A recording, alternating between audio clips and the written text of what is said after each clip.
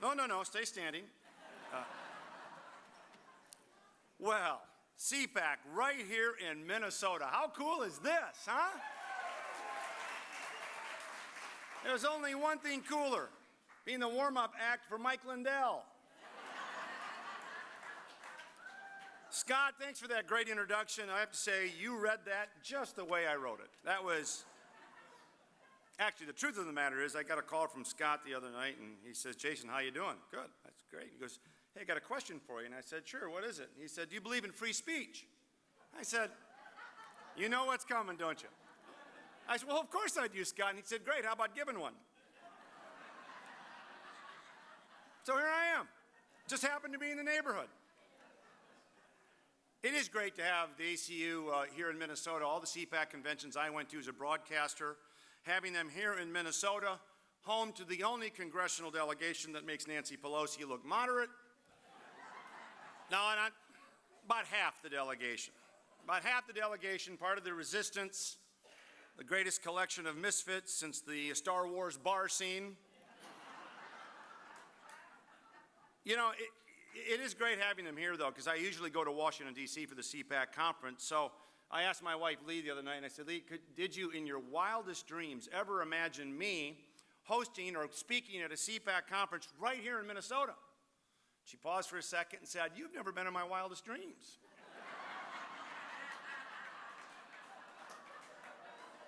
And I can tell you for sure, after spending the last few months at home, no one, I mean no one wants me back in Washington more than my wife, Lee.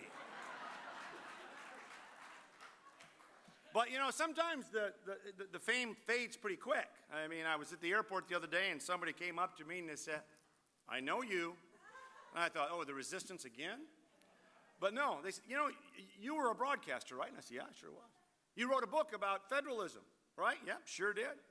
You were a politician for a while, right? I said, yeah, very proud member of the 115th. And she paused for a second as well and said, whatever happened to you anyway? Now, I won't keep you too long tonight. I've got to pick up Amy Klobuchar's laundry after this, so apparently she's a pretty tough boss, I heard. I don't know if that's true or not. I tell you what, though, I mean, you really have to take a step back after listening to Sarah and Matt there on this day, and it reminds me of not only the sacrifices made, not only our brave men and women in uniform, but it reminds me of what we're defending. It reminds me of Thomas Paine, who wrote The Crisis when he was embedded in George Washington's army in December of 1776, when the revolution was just about ready to fail. We were driven out of New York, across the Delaware. And Thomas Paine wrote in The Crisis, these are the times that try men's souls. This is no time for the summer soldier, the sunshine patriot. And Washington was so impressed he read it to his troops. And he recrossed the Delaware, got into Trenton, surprised the Hessians. And we were this close from being subjects again and not citizens. That's why it's so important to prevail, whether it was in 1776 or 2019 or 2020. The fact is, our enemies don't really care much for freedom. We know what happens if we don't prevail. And I'm not just talking about national security here. I'm talking about patriotism. The difference between America and every other country and every other patriot on the face of the earth is we don't just love our country. We just don't love the mountains and the lakes. We love the ideal our country stands for, liberty and life and property. There are lots of good patriots around the globe. But there are only Americans who believe in the Constitution, that little piece of paper that separates us from tyranny. I want you to think about something. Washington also said once that he talked about force and how important to stop force is, and that's why we wrote a Constitution. Government is not eloquence, it is not reason, it is force, said Washington. So the framers thought if we're going to give power to the government, and it is force, we've got to limit government. We've got to have enumerated powers. We have to have separation of powers. We have to have a constitution that separates us from the mob and the monarchy. We are not either. Madison talked about factions in Federalist number 10. We don't want a mobocracy. That's called the resistance. That's called the squad. That's called indivisible. That is a mob running amok. We also don't want a monarchy. We are in the middle. We are a republic. We are a filtered majority. And this is really important. We are a filtered majority, which requires the consensus of a broad range of people. You got to pass the House, and you got to pass the Senate. And trust me, I don't like this. I didn't like it in the 115th. I can tell you flat out, amongst Republicans in the 115th Congress, there was only one group of folks we didn't like, or we liked less than Democrats, the Senate, where everything went to die. But our government is based on incrementalism for a reason. It's tough to pass laws. You got to have a consensus. You got to break a filibuster. You have to have judicial review. You have to do all those things, and the most important check is the vertical separation of powers between the states and the federal government. If it's not in the Constitution, the federal government may not do it. It is left to the states. It is left to the people.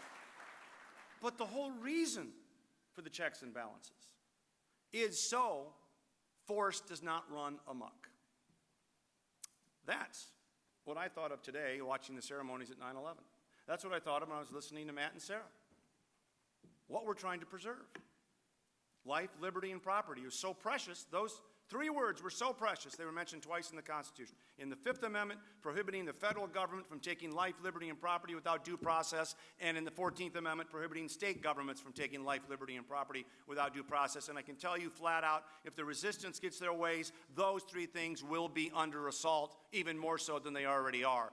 That is worth fighting for, and that's why we're here today.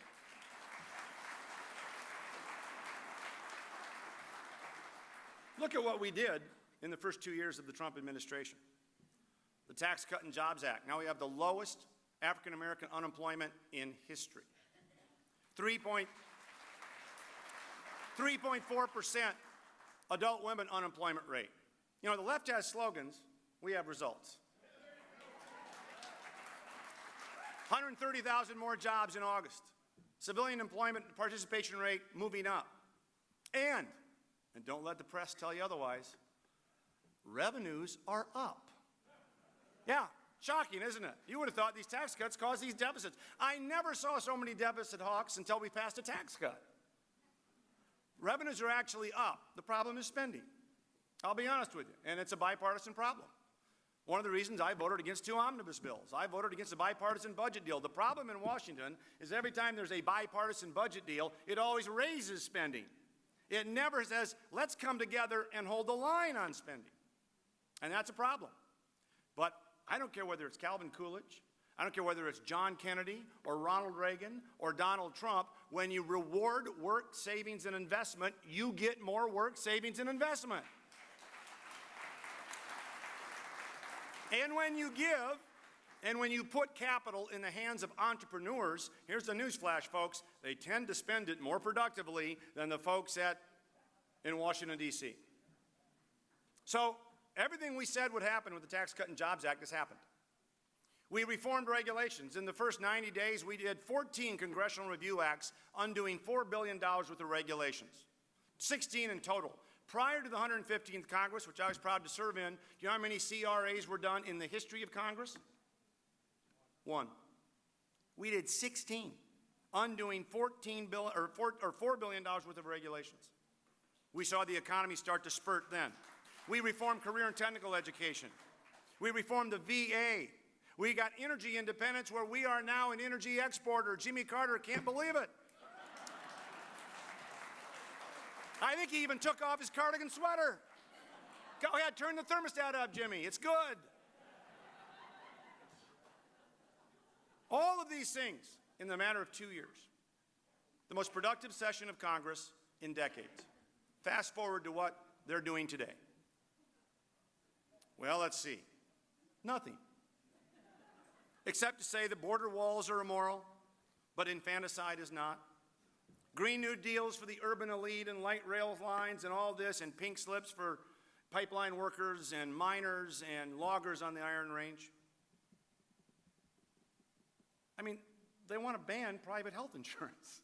Who makes this stuff up? They want to abolish ICE. They want to abolish air travel.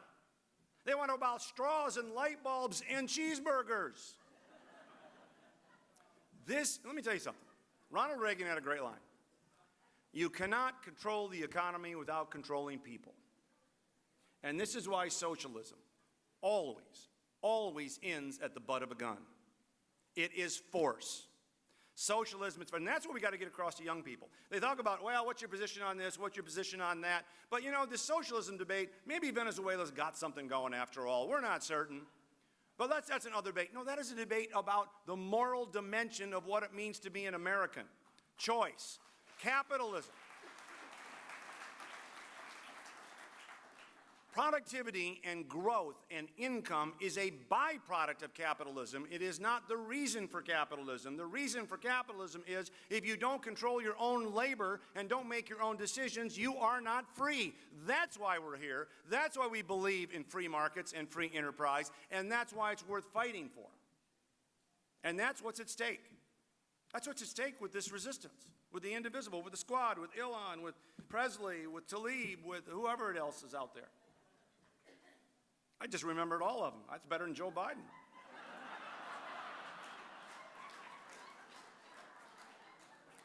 Look, all of that is terrifying, right? But you know what's more terrifying? What's more terrifying than that is the tactics they will use to achieve that. Think about what I just said about the Constitution and due process and the rule of law and the presumption of innocence and warrantless wiretaps and all of the procedural safeguards in that little piece of paper that keeps us free. They are on the chopping block. And if you don't believe me, Covington High School kids ring a bell? Brett Kavanaugh ring a bell? These people don't care about probable cause to get a warrant if they're spying on you. They don't care about the presumption of innocence if they're trying to destroy a judge appointed by a conservative. They don't care about the rule of law or any of these things because they believe the ends justify the means. They believe that socialism is worth pounding people into submission for. They don't believe in the single thing that unites Americans, and that is freedom of thought, freedom of action, freedom to guide your life the way you want to. That was what this country is about and is about. I'm already too long. Never ask a talk show host to give a 10-minute talk. Never works out. But let me just say this. The Constitution is the higher law of which we all agree to live by. It's not even really something we created. It's a acknowledgement of natural law. You know, the good law reflects what people do. If you have Austria and Hungary, and one adopts socialism and controlled economy, and the other adopts free markets, one succeeds and one doesn't. Because you can't impose things on people who will voluntarily not go along with it. Try the 55-mile-per-hour speed limit. They raised it after a few years because people weren't abiding by it. That is good law. A recognition of the principles of freedom. That's the beauty. Our Constitution acknowledges our God-given rights. It doesn't grant them. We get those rights from God. The Constitution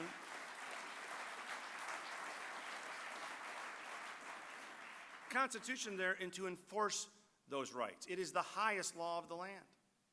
Which, by the way, is pretty important when it comes to who's going to select the judiciary in the next United States Senate. I'm just saying. Thomas Jefferson was asked what he thought about the written law and whether it was of highest obligation. And Jefferson said, the written law is of high obligation, but it is not the highest. The highest are the laws of necessity, the laws of self-preservation, and the law of saving your country when in danger. We are here to save our country because it may be in danger, and we're not going to let it sink. Join us today. Thank you all, and on to 2020.